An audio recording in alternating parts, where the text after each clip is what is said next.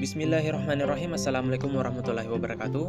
Kami dari kelompok 2, kelas PTIKE, Prodi Pendidikan Teknik Informatika dan Komputer, akan membahas mengenai implikasi teori psikoanalisis Sigmund Freud terhadap ilmu komunikasi dan pendidikan.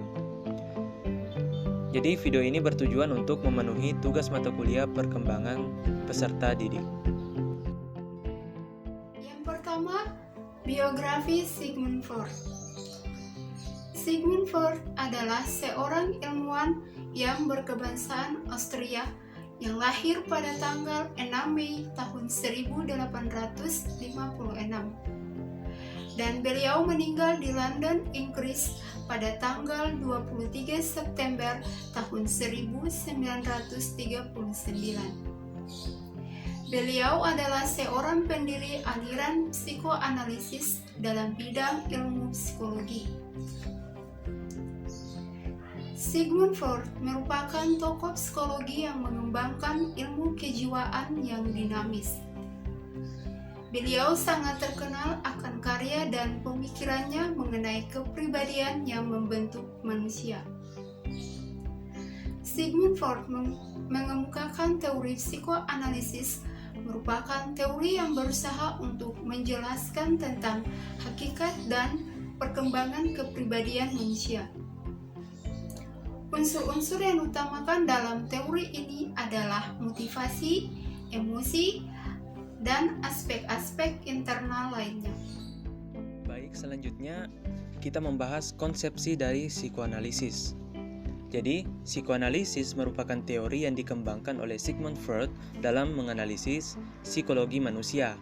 Menurutnya bahwa tingkah laku manusia justru didominasi oleh alam bawah sadar yang berisi ID, ego, dan superego. Nah, ketiga poin tersebut dapat kita gambarkan seperti sebuah gunung es yang ada di tengah lautan. Bisa kita lihat bahwa konsepsi dari ID yaitu berupa refleks yang dilakukan secara tidak sadar atau halusinasi. Konsepsi dari ego yaitu sesuatu yang dilakukan secara sadar dan didahului dengan aktivitas berpikir untuk menemukan alternatif terbaik. Nah, yang terakhir adalah konsepsi dari superego, yaitu sebuah keyakinan seseorang di suatu kalangan yang dianggap telah etis. Teori psikoanalisis dalam ilmu komunikasi. Perkembangan kepribadian dari psikoanalisis memiliki peranan besar dalam konsep ilmu komunikasi sebagai syarat mutlak yang fundamental dalam membangun ilmu komunikasi. Sisi teori sifat. Sifat menunjukkan pola atau cara yang relatif konsisten mengenai bagaimana seseorang berpikir, merasakan, dan bertingkah laku dalam berbagai situasi yang dihadapnya. Sisi teori atribusi, bahwa bagaimana orang menyimpulkan penyebab tingkah laku yang dilakukan oleh diri sendiri atau orang lain. Teori psikoanalisis dalam pendidikan. Pada perkembangannya, teori psikoanalisis banyak diimplementasikan dalam dunia pendidikan.